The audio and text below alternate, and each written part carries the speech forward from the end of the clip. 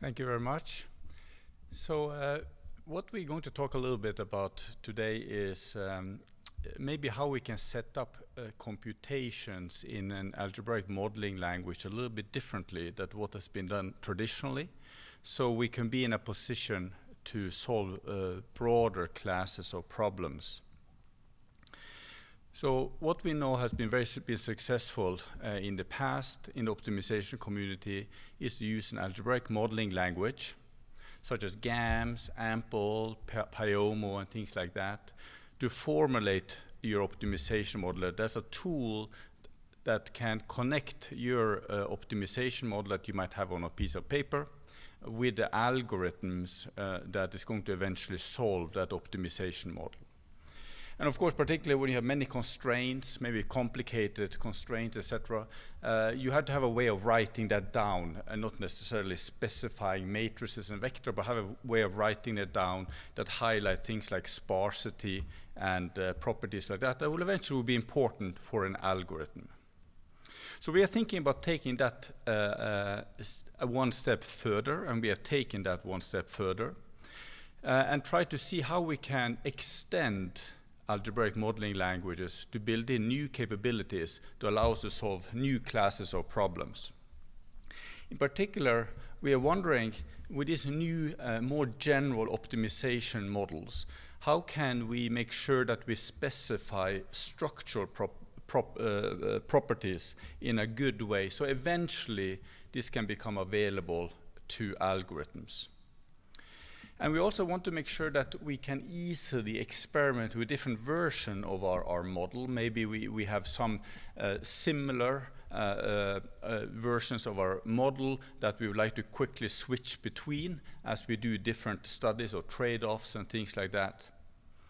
And then also we would like to make sure that we somehow can easily test different algorithmic ideas. Maybe there are some ideas that we think are going to be particularly helpful for our model, and we want to be able to quickly do testing without necessarily spending hours and days coding up very custom algorithms, but rather use existing algorithms that might be available in a modeling language. So what we are, for that purpose, what we're trying to do is to rethink how we will specify an optimization model. You know, traditionally you learn that you're going to specify an objective function and you're going to specify some constraints. That's what you learn in optimization 101. We are rethinking how that should be done. We are particularly saying that you're going to focus on 4 pieces, 4 components of an optimization model. And we'll talk about each one of them as we move forward. There's going to be something we call performance functions. Then we are going to have some basic objective functions, a basic feasible set, and then these so-called monitoring functions. And they're all going to be specified and somehow put together inside an algebraic modeling language. And inside that model language, we're going to then bring in some algorithms, maybe capabilities of reformulating our model, maybe approximating our model, and then using some sort of solver to eventually get solutions. But the key thing that is distinguishing our thinking from what's been done in the past, that we have these 4 pieces of an optimization model. Not only objective function and constraints. Okay, so this is a new way of thinking about it. So let's see a little bit now what are these different pieces in a particular context of multi-objective optimization. So imagine that we have a situation where we have many objectives, maybe inventory cost, ordering cost, back order cost. So these are the quantities that we care about, and somehow maybe we want to minimize all of them. We're going to call these different quantities and their mathematical representation in terms of functions as performance functions. So when I talk about performance functions, think about the quantities that you really care about. In traditional setup, and maybe one of those will be an objective function, the rest will be constraints or whatever it might be, but these are the things that we care about, somehow we want to optimize. The second a component in our setup, or this basic feasible set. Think about that as some sort of constraints that we would like to, maybe consider not particularly controversial, maybe non-negativity or something like that, or some other simple constraints that we are not going to worry too much about. We might want to put that into the basic feasible set. Then the third piece, what I call a basic objective function, we might not even have it. It might be just simply be 0, but it could also be some sort of a simple convex function or something like that, that you want to have the opportunity to specify explicitly. But maybe in my multi-objective optimization model, I'm not going to have it at all. And then we come to the fourth thing, these monitoring functions. Monitoring function is somehow bringing together these performance functions and prioritize among them in some sense. You remember from multi-objective optimization, if you have several objective functions, maybe m of them, one way to somehow scalarize that situation would be to simply just add the objective function together, maybe with some weights. This thing about adding something together with some weights, you can think of as a monitoring function. But of course, with just one possibility, the other possibility, maybe you could have considered the worst case value of this monitoring function. So you try to minimize the worst case across these things. Or it could be some other monitoring functions, for instance, related to goal optimization. You have a target, try to reach it, you get a per unit penalty if you don't. But in essence, this monitoring function is just a way for you to prioritize or have an algorithm prioritize between these performance functions that you have specified. And of course, you'll be interested in maybe switching between some different versions of this monitoring function as you explore a particular model and model formulations. Okay. So overall, in this tutorial, what we're going to try to cover, we're going to talk a little bit more formally about this problem structure. I already told you that this is 4 components. We're going to get into how to actually do this in a modeling language.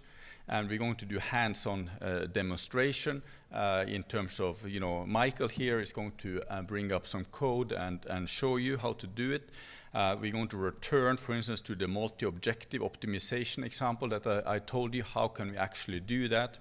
We're going to have other examples in the context of risk management. And I'm going to also talk a little bit about algorithms. How can we somehow explore different algorithmic ideas?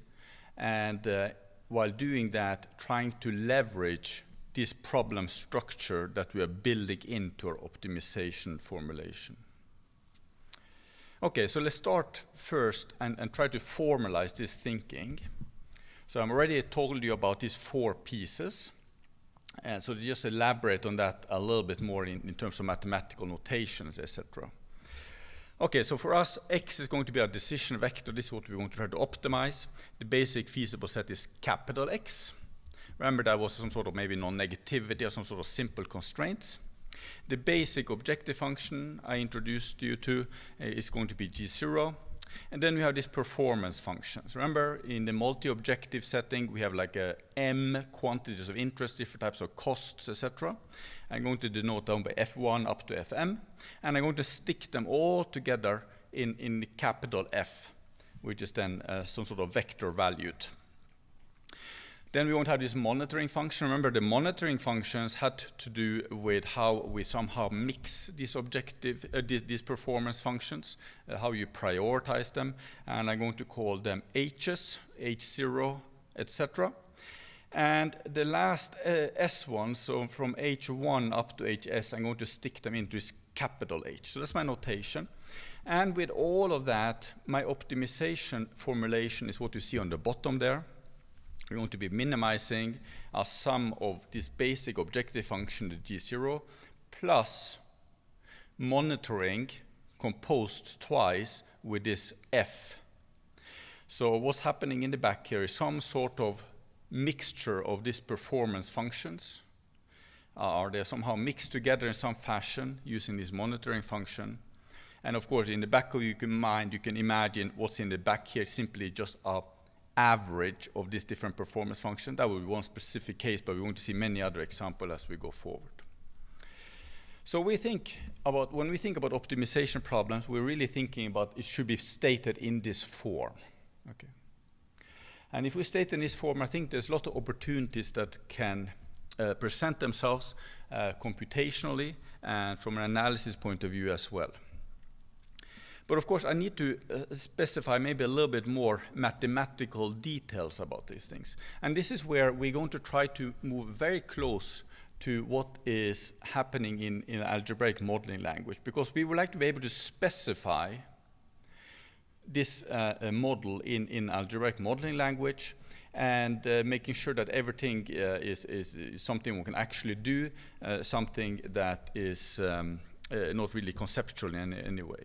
So how would I specify a basic feasible set? Well, here is the form I think I should be able to specify in algebraic modeling language, and in fact, this is typically what one can easily do in languages like GAMS, AMPL, etc. For instance, I can specify upper and lower bounds. That's something that we would like to be able to specify.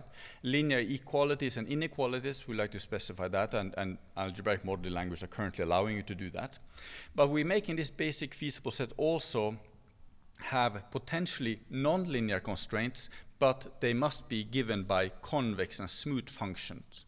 Think about x squared or something like that, right? Exponential or something like that. Something that you can write out in the modeling language explicitly. And of course, one reason that we wanted to be able to have that written out explicitly is so we can use built-in capabilities of computing derivatives of these type of functions that's already inside the modeling language. So this is how we think a basic feasible set can be specified. Okay, what about the basic objective function? Well, there's not much really that I need to say about that, because I'm going to always assume that a smooth and convex function, again, maybe x squared or something like that, something that you can write out explicit in the modeling language, and you can see how this is not going to cause any trouble for us computationally, because we know a modeling language can compute derivatives of this thing, and that can feed into a whole bunch of algorithms as needed. Okay. But then let's get to the little bit more complicated part, the performance functions. Okay. So remember the performance functions, these are these things that we are worried about, some different type of cost, maybe back order cost, maybe ordering cost, or different quantities that we are concerned about. What type of mathematical form should they take so we can specify them in an algebraic modeling language? Well, here's our thinking. So keep in mind, our setup is that we're talking about this F1 up to Fm. So any one of those must be of this form here. So they are a minimum of a bunch of things. And those bunch of things are themselves smooth function. Think about x cubed plus, exponential or something like some nice smooth function that you're going to specify in the modeling language, but you can put them together with a min operation. So of course, one particular example of that I just to illustrate it, maybe one of these guys is simply minimum of x and 0. So that's minimum of two things. While it could in general be several, but here's a minimum of two things. And that looks like this hinge-looking function. So while each of the pieces that you take the minimum over are smooth, but when you take the minimum, it becomes non-smooth. Okay, so it becomes a kink here. So this performance function, in some sense, are not necessarily smooth. In fact, they're even non-convex, as you see here. And this inward kink that you see here, even what we call non-regular. Okay, so here we have three things that are troubling from both theoretical and computational part. It's non-smooth, non-convex, and non-regular. Okay, so these performance functions can be rather general. But the good news is that they have structure to them. And we think this structure can be something that we can leverage within a modeling language. And we can certainly somehow specify this inside a modeling language as well. Okay, what about the monitoring functions? Well, remember the monitoring functions, these are these H functions. And here we're going to also have to specify some sort of structure, because the key thing is that we want to specify a function that has structure that we can pass on to algorithms and they can use it in one way or another. one thing that we're going to assume is that this H0 can potentially be extended real value because we want to capture constraints in some fashion, non-linear constraints. Keep in mind, we had the basic feasible set, which of course capture constraints, but those were just convex constraints, polyhedral constraints, nice convex smooth constraints, but there might be non-convex constraints and things like that. So to be able to capture that, we allow this monetary function to take on the value infinity, like an infinite penalty. And then there's a bunch of these other monetary functions. They're going to be real valued, but regardless what they are, they're going to come in one of two forms. They're either going to be explicit convex smooth. Again, you wrote it out in the model language for a nice formula for it. Or it is in a more complicated kind. So it's going to be one of the two. Well, this more complicated one is where we're going to draw on some work from the 1980s by Rockefeller and Wetz, where they came up with this rather odd-looking function hi involving a supremum or a maximum of something. And this looks rather exotic when you see it for the first time, but it turns out to be a rather nice conceptual form to work with. We are not necessarily going to say that every user of GAMS or AMPLE is going to specify this form. But this is maybe some of the things we're going to do under the hood, that we're going to think about whatever the user specify. We're going to think about it under the hood in terms of these type of functions. What is this type of function? Well, it has several components. It has a matrix, a set Y. And there's going to be a non-empty convex set of the same form as the basic feasible set. Think polyhedral, for instance, or something like that. There's going to be a matrix C showing up here. There's going to be a vector. And then there's going to be a matrix back here that is symmetric, positive, semi-definite. You might see maybe why positive, semi-definite is important here, because this is kind of like a concave thing then, right? So it maximizes something concave, so it's something that we can compute with. But why all these details? Well, that's because we are very much focused on specifying a convex function that is somehow computer-friendly. There are many convex functions out there that maybe in a optimization 101 class are all being explained as somehow simple, but we know there are some convex functions that are not particularly easy to represent on a computer. Computing subgradients and things like that might not be as easy as you wish. But this particular convex function, and by the way, I should say this is a convex function, but these particular convex functions are indeed computer friendly, and we're going to see a little bit more about that. But before we do that, let's look at some examples that maybe hope can convince you that these type of functions are not that exotic after all. For instance, imagine that you would like to impose some sort of inequality constraint of nonlinear kind.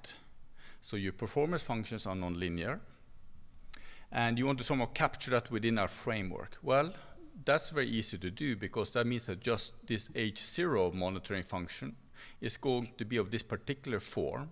If you look at this particular form, which by the way is a support function in this case, it turns out that that is like a zero infinity. You get a 0 if the argument is less than or equal to 0, so it will impose an inequality constraint. No approximation, it will enforce an inequality constraint.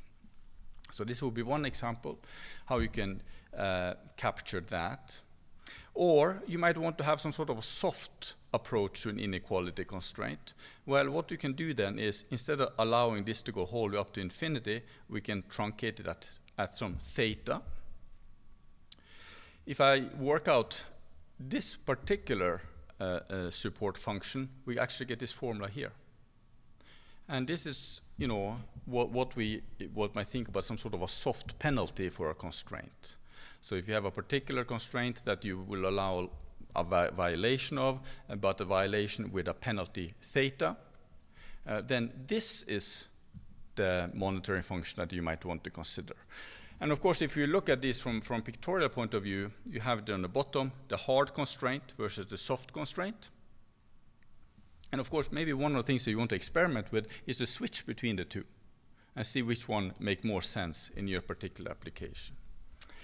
Okay, here's another example. Imagine that you're interested in worst case. Maybe you think about robust optimization. You want to think about, what is the worst case across all my monitoring functions. You might want to pick this, over all my performance functions. Then you might want to consider this particular monitoring function. And this is the worst case of all its arguments. And that can also be written in this form. A support function of a particular set y0. In this case, it is kind of like the probability simplex. If you not a probability, yeah, it's like a probability simplex. All the values sum to 1, and they're non-negative. Okay.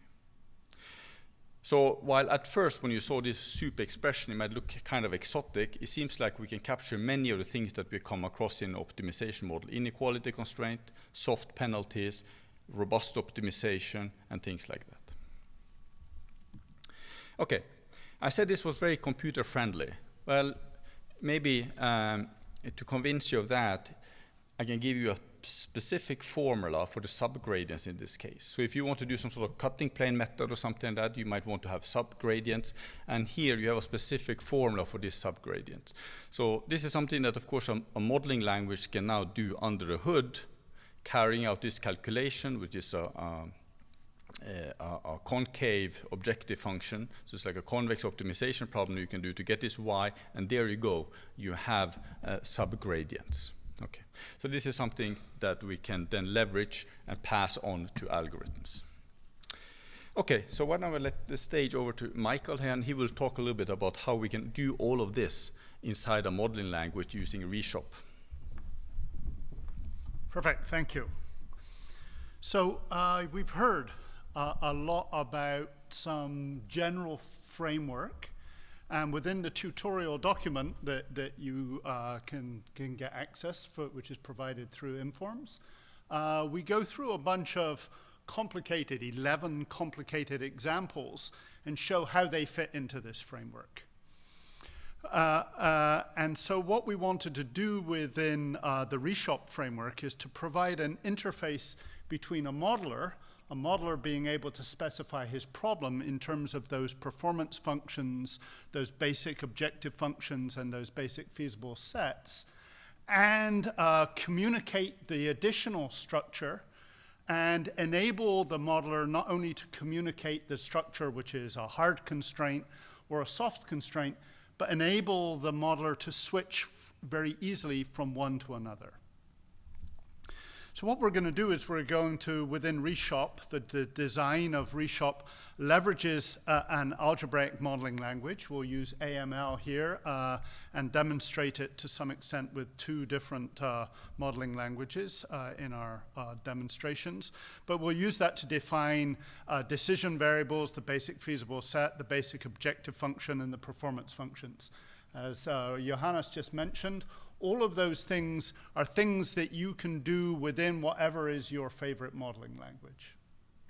And then what we're going to do is provide a convenient syntax to express those monitoring functions and also to build up the composition of those monitoring functions. So build a performance function which you take from a modeling language and then compose it or include it within a function which is a monitoring function, and maybe apply a series of those monitoring functions to build up what you want to do as a particular modeler to build your particular model.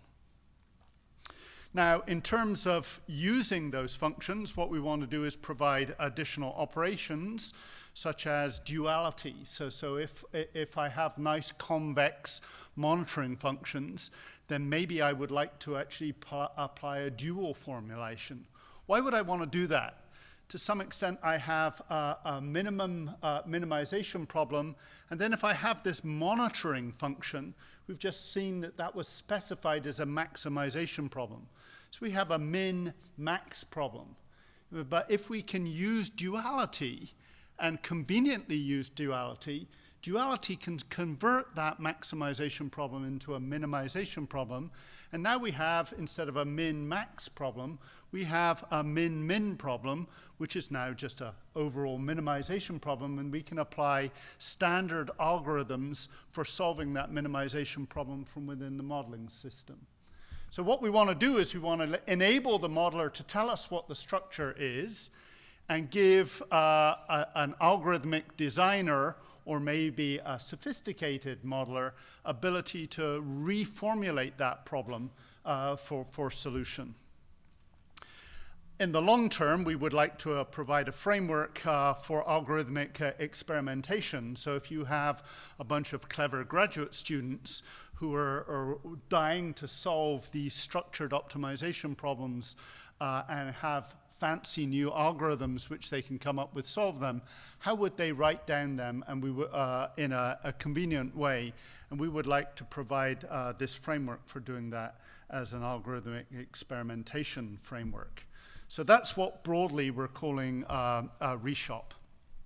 And I'm going to go back to the demonstration, this multi-objective optimization problem, and I'm going to put some detail on this. If you want more details, you can go away. There's a GitHub repo where all of the demos that we'll give today are actually provided in source form.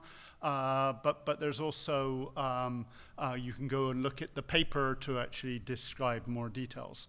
But here's a store manager who needs to determine how many units of a given product each time the product runs out. And we're going to assume a simple problem. The variable in this problem is x, the order quantity. And we have two performance functions. One represents a fixed ordering cost. We'll call that f1 of x. That's our first performance function. And we have another performance function, f2 of x, which is the inventory cost. And you can go and bug Johannes to get details about this from his optimization primer, where he details this particular example as a nice example of inventory management. But the key point is that the variables and these functions f1 and f2 are going to be defined within the algebraic modeling language. And then what we're going to do is to take that vector of functions, f of x, so its components are f1 and f2, and then we're going to minimize in the simplest form here. We're going to take a monitoring function and combine them in such a way and minimize that monitoring function of those two objective functions. And at this stage, I'm going to do something which my mother and everybody said never do, and I'm going to try and show you how to do this, exactly this example on the fly. Okay, and so to some extent within my modeling language, so I'm choosing the GAMS modeling language here, I specify the data of the problem.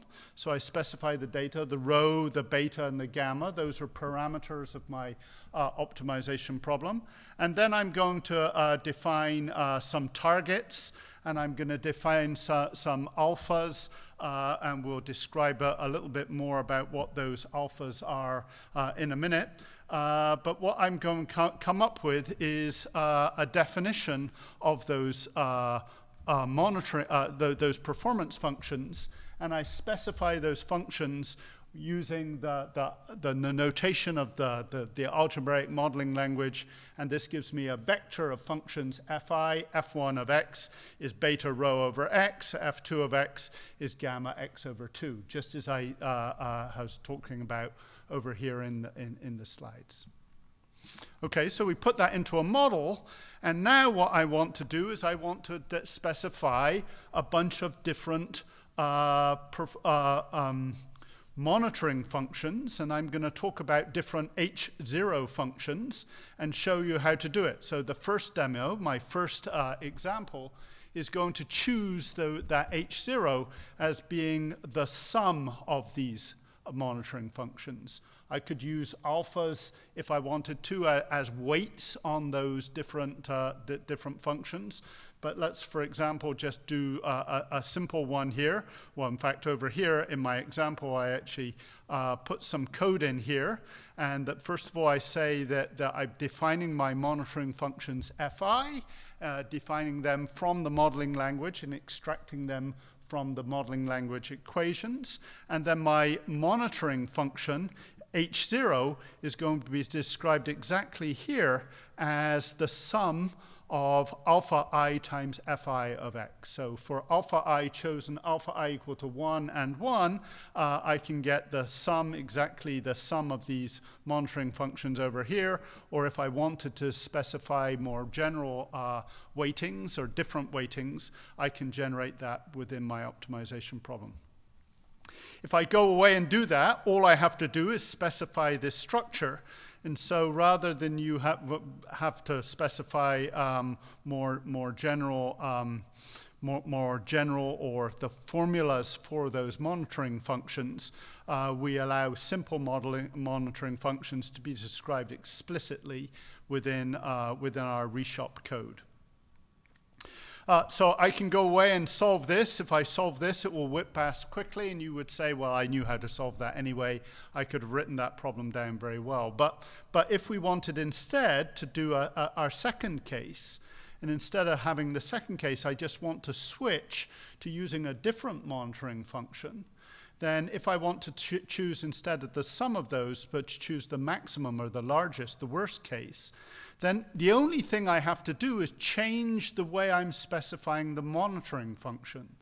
So instead of up here, I was specifying the monitoring function as a sum. In here, I'm actually going to specify the monitoring function as a maximum. So it's going to be the maximum of all of these functions.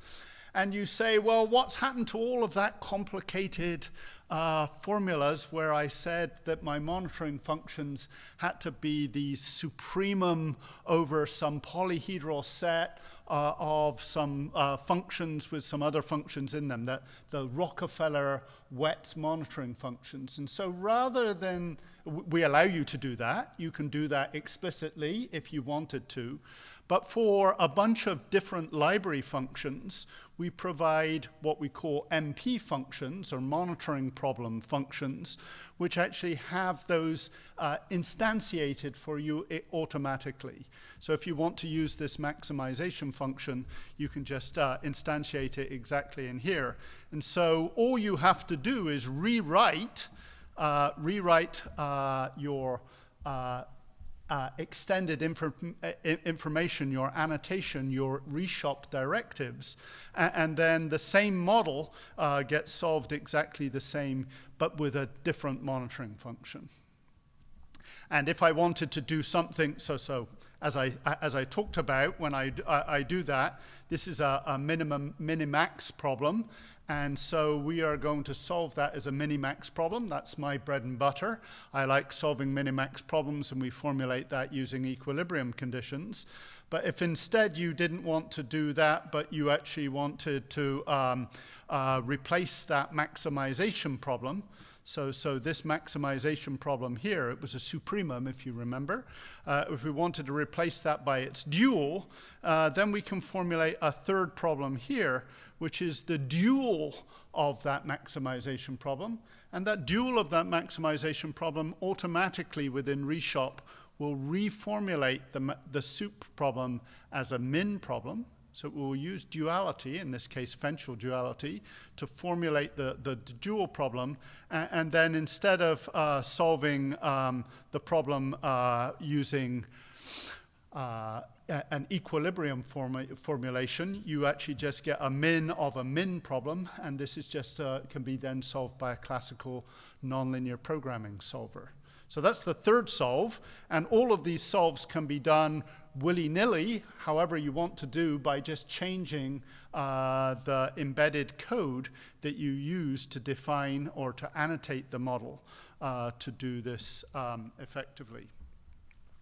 If you wanted to know what we do under the hood with this problem, how we convert this problem here from this maximization problem into a more complicated minimization problem, then or an equilibrium problem, then we can actually use reshop to actually describe the ways that we do under the hood the default equilibrium problem. And that default equilibrium problem is actually specified in this formulation here. So this dual operation here takes the dual of that maximization problem and converts that dual maximization problem here exactly into a minimization problem, which we then solve here. Instead, if I wanted to solve this problem in an equilibrium format, what I actually then do is I generate a sequence of optimization problems, and those optimization problems are a maximization problem and a minimization problem. And in solving those problems, I can generate an equilibrium problem, and I will formulate that again later in this talk. If you actually want to see that these things actually work, I can just say take all of those problems and solve it with reshop, and that this goes away and at a lightning speed, it goes away and does all of those reformulations and generated 5 or 6 different optimization problems, each of which concurrently solving and generating different solutions. And within the text of these slides, I actually show you the solutions, and within our within the tutorial document, we actually outline the solutions, but you could go away and run these on your own if you wanted to run these explicitly. What I would like to do now is to switch to go to a slightly more complicated example. And that complicated example is an example where we want to use a more general risk measure. So in lots of optimization problems, we actually have, we want to quantify the risk of different performance functions. And so I have a vector of performance functions phi of x, which I'm doing in here. And I want to take those, performance functions and measure them using a CVAR or some other risk measure. So in here, I'm going to use the super quantile. This is something which is the conditional variance at risk. It's a monitoring function, and it's namely described as the support function of a particular risk set. So what is nice about these risk measures is each of these risk measures are in the form of the Rockefeller-Wetz monitoring functions, which are provided within our system. And so we can actually describe the optimization problem of minimizing this directly by using syntax for reshop. So reshop does 3 things here. First of all, it gets the data, as I've specified, from the application. It provides the model, or those performance functions, within the algebraic modeling language. And then it uses EMP info, or the information that I've been describing as being used by reshop. We call that generally extended mathematical programming information, to actually describe those performance and monitoring functions. So in this case, if I wanted to define these functions phi, I use the modeling language to define these complicated performance functions, which are coming from the application. We've given this particular application, and it's specified within the tutorial, but we've tied those to our performance functions phi I. And then what we've said is that we're going to generate a conditional value at risk function of those 5 functions, where this is actually a specified function. It's one of those Rockefeller-Wets functions, and rather than you have to specify all of the data of the monitoring functions, all of the functions in the support function, and how those are put together, we've provided one of these monitoring functions to actually do it. And then my problem is just to minimize the CVAR function, or the value function, the optimal value function of that over the variables x. And this is our main problem, which we're going to generate within the superquantile example that we've got here. So this MP shorthand here is just a shorthand notation for the function CVAR of phi of x, but notice that the composition of CVAR with the functions phi of x, which is difficult to do within a modeling language, how to do a composition of functions, is actually provided within our annotation functions. So we can do a bunch of different monitoring functions. CVAR is the tail of a distribution function. If you didn't want to use CVAR, but you wanted to use some more complicated function, maybe a weighted sum of the expectation and the CVAR, then we actually provide a different MP function that allows that. This is the ECVAR up, so it does this. And we've seen demonstrated other functions within this tutorial already, the plus function, the maximization function, and general support functions are all different types of monitoring functions which are provided in our library of monitoring functions that you can get to use for free. So what happens if I wanted to solve this problem, the CVAR function? Well, one way which I can do it is I can actually specify the problem this way. And when I specify the problem this way, what do I have? I have a minimization of a maximization problem. And so I have to think about a minimax problem. And we specify our main problem as a minimization of an orange function which is described by its objective equation as a maximization problem. So main is a min-max problem, and we reformulate the H0. One way of reformulating this problem is to replace the max problem here by its dual function. And so now we have a minimization problem, and so we could generate a min of a min problem, and this formulation enables us to solve these problems as a minimization problem using whatever is our favorite nonlinear programming solver. If we actually didn't specify this dual formulation, but actually just went with this standard formulation, this is a mini-max problem. And so as I talked about before, one way of solving a mini-max problem where the maximization problem is specified by one of these MP functions is to use a reformulation via equilibrium, popularized, as Johannes mentioned, in the 1980s via this equilibrium formulation. So you can solve this problem by solving a Nash equilibrium, an equilibrium problem between two agents, one of which is solving a min and max problem. And so we actually generate that problem, that formulation, the min and the max problem, we generate it explicitly for you.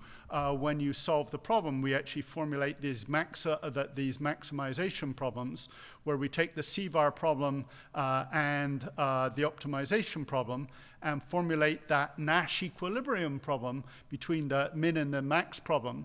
And we allow you to write those things down if you want to show your mathematical nuance and understanding this, or if you just write this problem down by default, this is the technique that we use to solve those problems. So what do we actually do? We actually formulate a problem, which is a Nash problem. It's a concurrent solution of two optimization problems.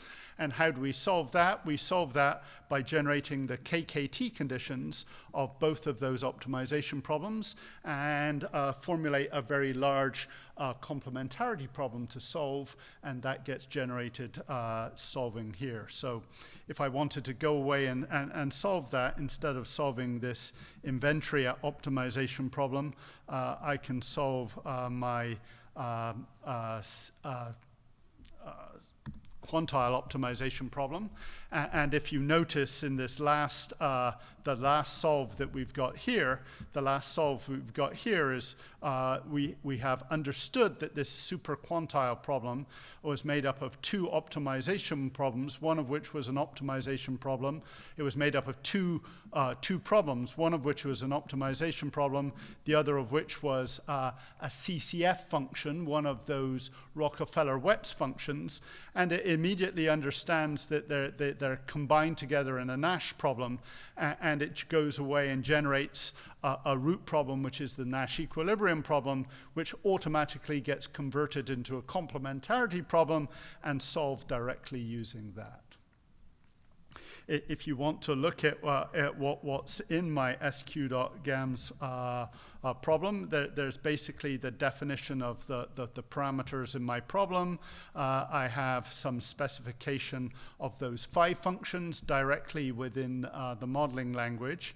And each of those formulations that I talked about, the value function, the formulation where I generate this as a dual, and the formulation when I solve this as an equilibrium problem, are all specified one after the other and generated one after the other. I don't think that you should do all 3 of these, but as a modeler, you might want to experiment and see what these different formulations give you. I have a tendency to go over time, and so I'm going to switch back now and tell you that Rockefeller and Yuriasiev told you a different way of formulating this problem. If you're really interested in doing that formulation, that reformulation is also provided within our online demo formulations, and you're welcome to try those things out. But in the interest of time, I'm going to switch back and allow Johannes to clarify some of these structure exploiting algorithms that we can do. Thank you very much, Michael. So there's of course, as you can see, many possibilities out there, and if we look at moving up to 10,000 feet and see from that altitude what are we really thinking about when we are trying to solve some of these problems, I think there are 2 strategies that you might consider employing. So you have your optimization model, we have formulated in this way. Michael talked about, monitoring function, performance function, this and that, and you are about to want to solve it. Okay, so now there are different strategies, and Michael talked about several possibilities. But conceptually, what are these possibilities? I think at the end of the day, they boil down to 2 possibilities, 2 groups of possibilities. Either we do some sort of reformulation to get our model in a form tractable by existing algorithms within the modeling language. Think about maybe be able to get back to a linear program or a convex program or something like that is somehow existing solvers can handle. Or we introduce some sort of approximation. There, of course, we are giving up something. We are cutting some corners in some fashion. But that could also be a strategy to get back to something, get back to an algorithm that is currently available within the modeling language. So Michael talked about this dual reformulation. Fundamentally, we are in a situation that as we write down our classical formulation, all these H functions, F functions, that type of form is fundamentally a min-max, as was mentioned earlier. And one key way to make that into something that is approachable or tractable by an existing solver is to use duality to convert a max there into a min, so you get a min-min. Michael already had done this, showed how that works, but what are actually the formulas for that? Well, it turns out, remember, one of these monitoring functions was specified by a set y, okay?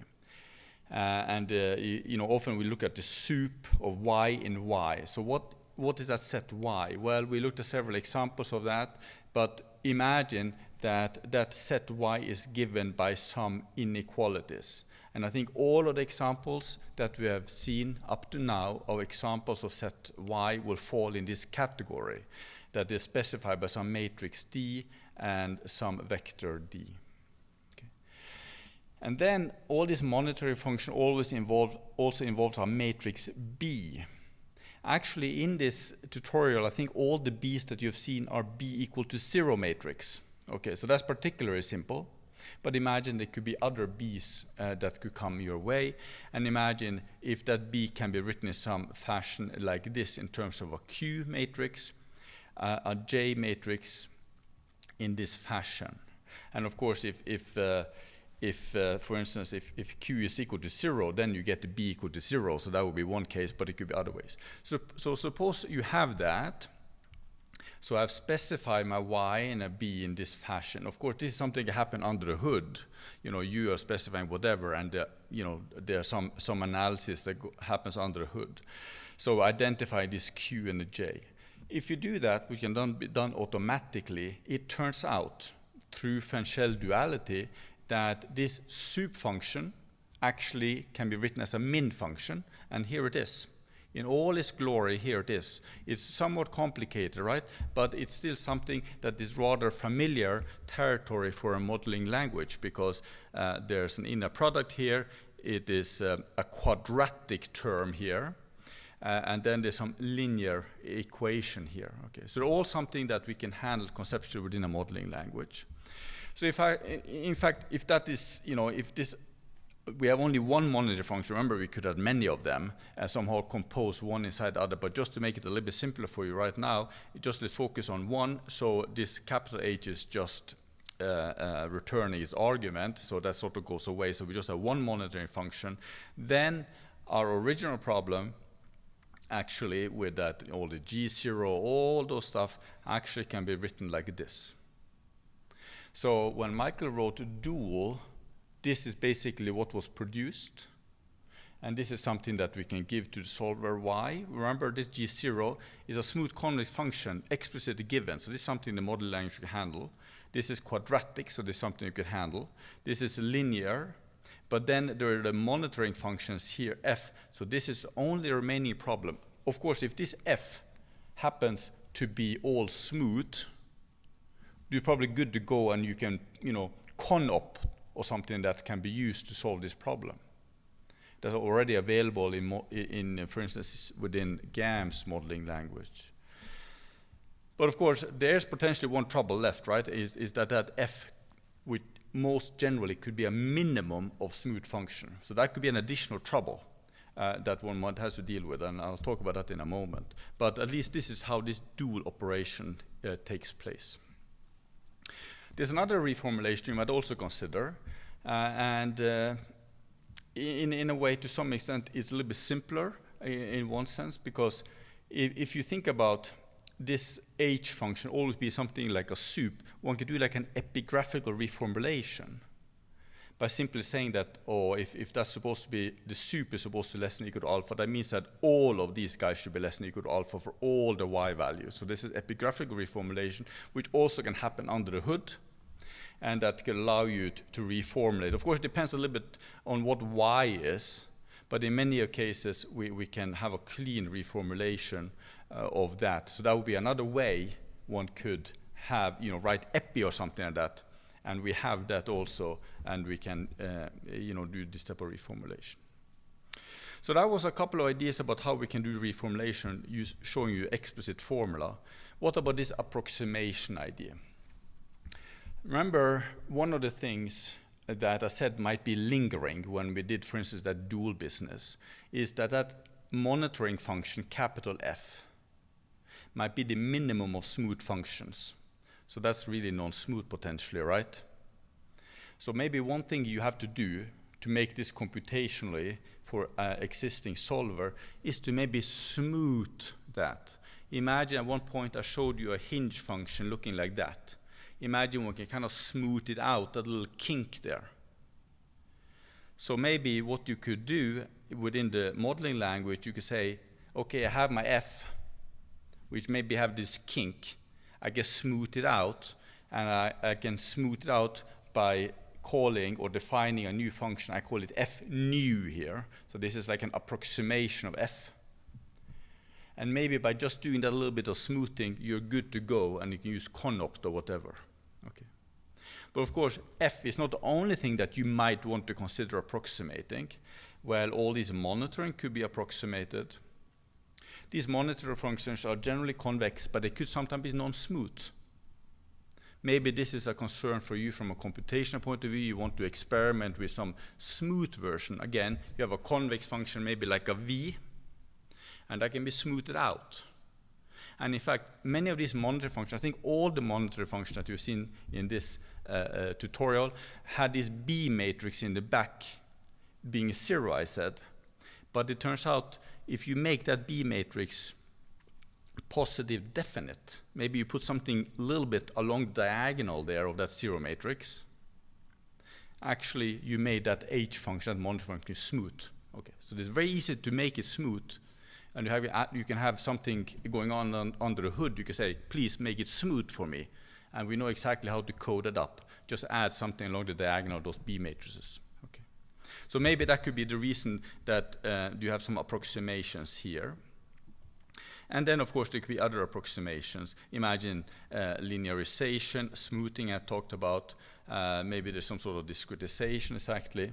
But maybe let's make that exact penalization just a little bit more concrete. And in fact, I mentioned that earlier on when I was on stage here about how we can do soft penalties of inequality constraints.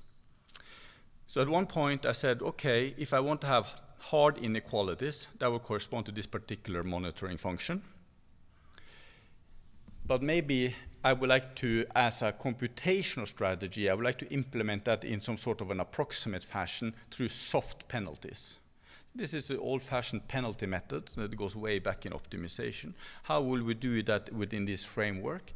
Well, conceptually, we can think about approximating this true monitoring function by an approximating one. And what is the difference between the two?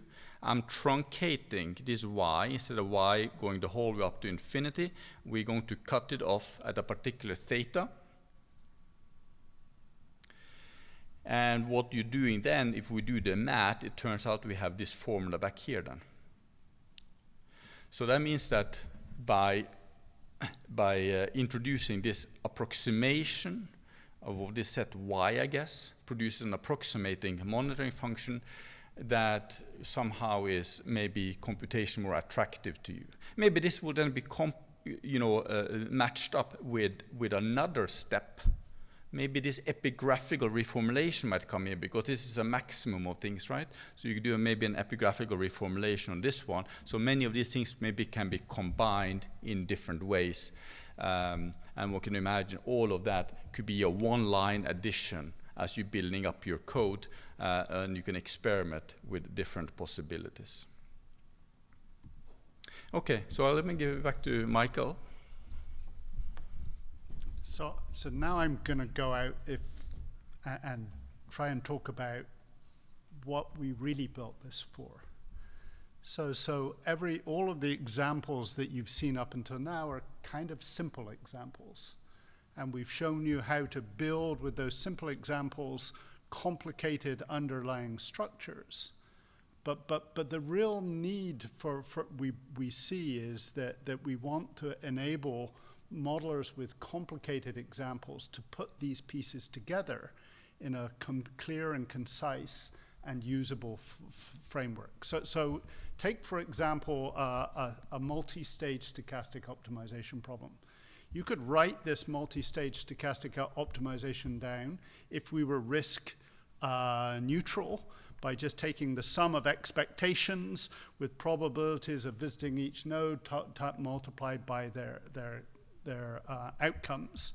And if you do that, you actually get some model which might look a little bit like this. But if you think about this, it's this model in the middle here.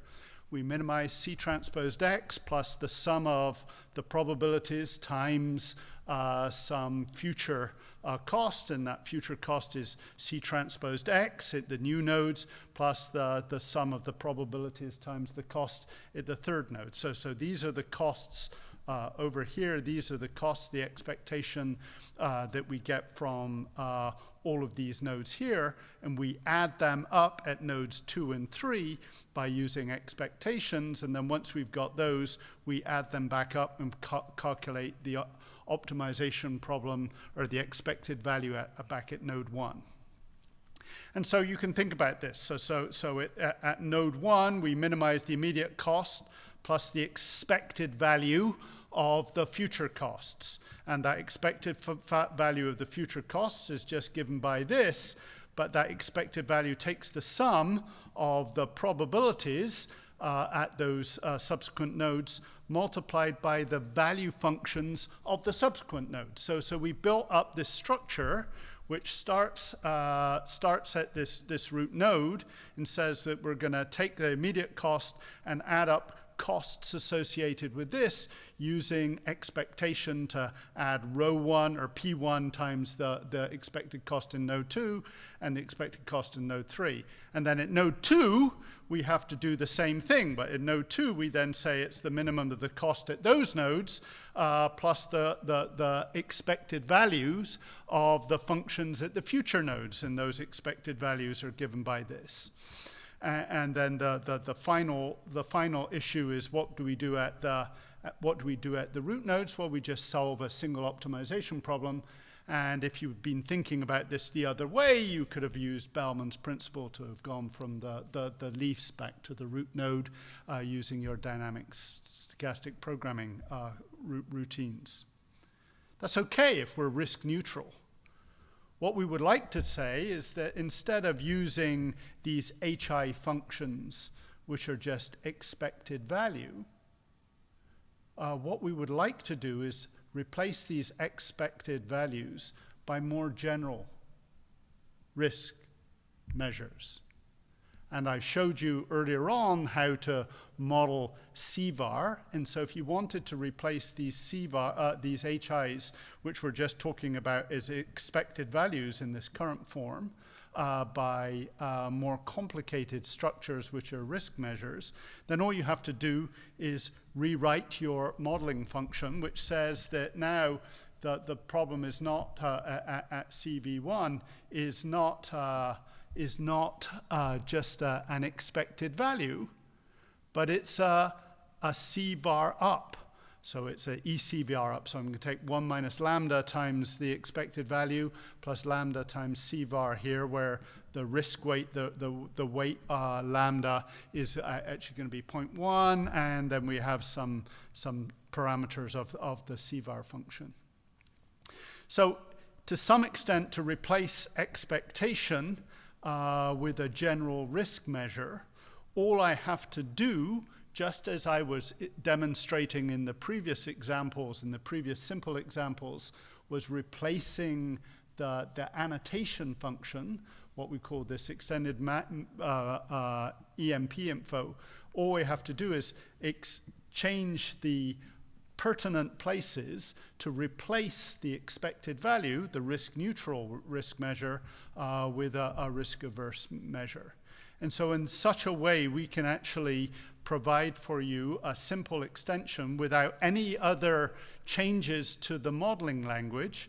We can actually change the problem from a risk neutral expected value multi-stage stochastic programming problem to a coherent risk measure, which is built up of composing these risk measures, which are exactly CVAR or something more general, which can be expressed within our Rockefeller-Wets language. So all I've done is at nodes 1, 2, and 3, we now collect the value functions of the offspring nodes, not using expected value, but I use a risk measure. And in doing that, we can then do all of our standard formulations to replace those maximization problems, maybe by using duality and generate a minimization problem. And so this would be one way to reformulate it. Or if we have this complicated formulation of min, max, min, max, min, so the minimization problems are the optimization problems which occur at each of the stages, the first stage, the second stage, and the third stage. And the maximization problems are the implementation of these risk measures, which are the way we collect those models together. And so we can convert this complicated sequence of min, max, min problems automatically into a min-max problem and generate a single min-max problem, and then use the equilibrium formulation that worked for two agents in min-max form and write down the optimality conditions and solve this problem using an equilibrium formulation. That's a lot of material. And so what I would like to finish off with in the last 3 minutes here is to tell you that Reshop is freely available, but it needs an algebraic modeling language to provide the model equations. So currently it works both with GAMS, and if you wanted to try this out, all of those two examples which I went through in GAMS, I could bore you and show you the GAMS Pi and run it directly within GAMS Pi, directly within Python as well. So if you want to run this or run these examples, the tutorial examples are available in GitHub, and we provide a URL here for where those tutorial examples are available. In order to do this, you have two options. One of which is you need to download GAMS version 48.1, the most recent version of GAMS, and you have to drop in the latest Reshop library. Is that Reshop library is available in the same place as the in this GitHub. And so you just have to drop in this latest library, because we were working on this to make it as slick and possible right up until the last minute. Or you can download GAMS Pi version 1.04 and use the latest Reshop library. Maybe the advantage of using the GAMS Pi version 1.04 is that GAMS is now providing this with an academic license that allows you to extend, if you're an academic, allows you to extend your problem size limits beyond the 1,000 level that is available for standard versions. If dropping in this latest Reshop library is a bit beyond what you want to do, if you wait for 2 weeks, then all of our latest updates will be available in GAMS version 48.2, which will also be downloadable. So if you want to use this and reproduce the things that I demonstrated all too briefly here, you can do that right now. We are thinking about extensions to the algorithmic capabilities. How can we do more of these complex interactions that we've made outlined here within this tutorial, and how can we actually do smoothing and dualization and all of these reformulations. And so what we are trying to do is build a whole bunch of new examples which actually demonstrate that. So there are a whole bunch of different references here. There is the tutorials put together by Jamal here that are available in the Informs tutorial series. There's a couple of other papers that explain the underlying structure and some of the optimization problems that we noted here. And we just are unabashedly going to tell you that if you're interested in this and want to see further work on this, this is going to be continued, and there will be a summer school that demonstrates this with hands-on examples at ICC Opt next summer in 2025. So with that, I think we've left 4 minutes. We were asked to leave 5 minutes for questions, but as usual, we're over by 1. Are there questions that people want to ask or clarifications?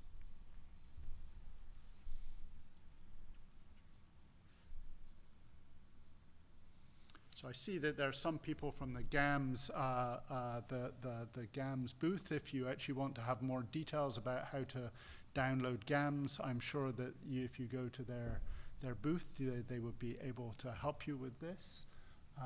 Question? Maybe one question. So I know you presented like a way of embedding this sort of strict inequality. And so I'm wondering if you sort of play with the not infinity, but sort of have a parameter. I'm wondering, like, in what you do, one, you could ask, okay, questions about, like, what does the solution actually represent? But I'm wondering also the timing aspect, how long it actually takes to find the solution. How does that actually depend on how you would, move that? So first off, if you actually want to experiment with